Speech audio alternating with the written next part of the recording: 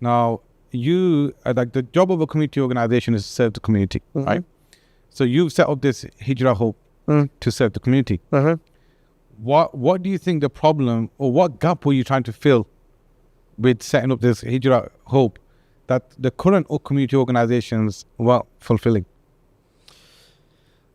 Why I think is really important is that I really would like, with all the experience and knowledge that I've gained with the teachers that we know, the advice that we take, we need to be better as a Muslim community that not only seeks knowledge, consumes knowledge, gathers knowledge, but that effectively, efficiently is able to then impact others to do the same.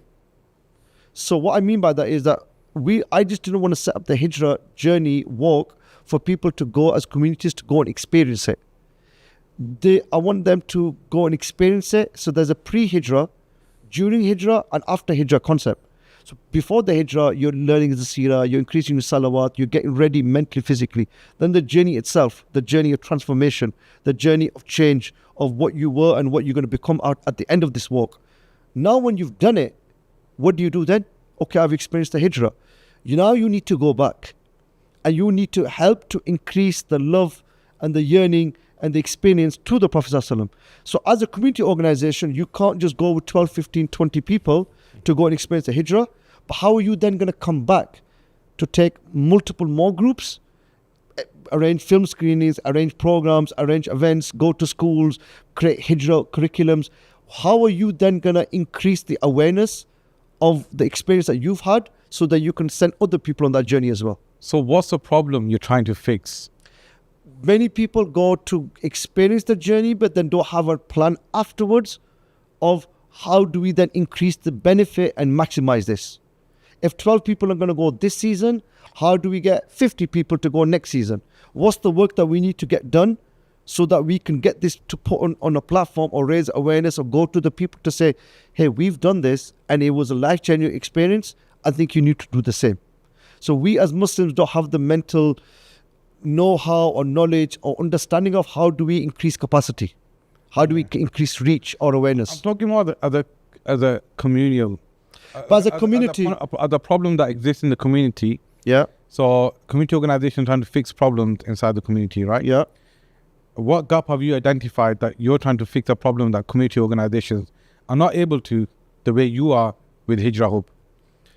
The first season is yet to start fully. So the vision is being put into place. But the advice that we've given to each organization is don't just go and experience it and be those who are just sharing some content online and to share what you've done. You need to come back and work on the scalability. I don't think the scalability has always been there in most other organizations. They go there, they experience it, they share some of the content. But if we believe that this is truly life-changing journey, how are you then going to come back to reach more people within your community or to arrange multiple other programs? If you're taking one Hijra walk now, like we've gone last year, we did one Hijra walk. Yeah. This season, we're going to have up to 14. I found in the communities that we only often target one or two type of people who are either connected to our services or our products or to our events. Yeah.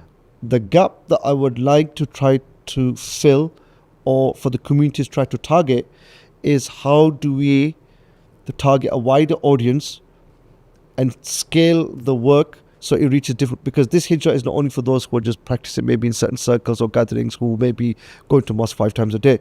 It's for them, but it's also for that brother or sister who's on the edge, on the fringes of faith or connection or spirituality, who may not be in part of a network or a group or community, but is looking for something more in their life. They're wanting to aspire for a deeper connection. So what I would like community organizations to do is to have a plan into place of being a wider net in getting wider group of segments of people to come and experience this.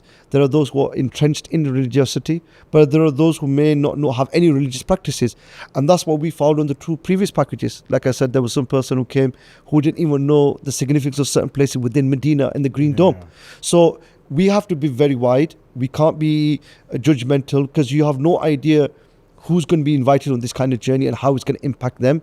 And people are coming from very different levels. So as a community organization who's going to take on a walk like this, they need to be thinking on the reach and the impact and the scalability that this project can have. Because the people that we could reach on a journey like this is going to be far wider than your average event or a program or a retreat, because it's a truly unique experience. And I think that's the key word there is experience. Yeah. So people have been learning Seerah for a long time, which is amazing. But the key thing is, many people are just not going to learn in a classroom. Yes. You know, not everybody, unfortunately, Deen is only taught one way right now. Academically, come to the class, learn, study, off you go, pass the exam, you're a Seerah expert. Really, what have we done? Correct. If you look at the Sahaba, just to add to this, like the Sahaba, the greatest thing about Sahaba wasn't that, is the physical seeing of the Prophet sallallahu alaihi wasallam. Correct. You know, and that was their rank. So if somebody learned about the Prophet sallallahu alaihi wasallam from A to Z in another city, like Awais al-Qarni, say, for instance, who when they say Hazrat Umar, when they met them, Hazrat Awais al-Qarni said, you don't even know the shadow of the Prophet sallallahu alaihi wasallam. And that's what Hazrat Umar and Hazrat Ali, i.e. his knowledge of the Prophet sallallahu alaihi wasallam was in depth, right? But it doesn't make them great. It doesn't make him greater than Sahaba, because it's a physical seeing of the Prophet sallallahu alaihi wasallam. And there's something about physically experiencing the Seerah that's beyond just knowing about the Seerah. Yes. And that's, I feel like, as if that's what you are bringing in. Sorry to no, I agree with you. To contribute, but I think that's what you bring.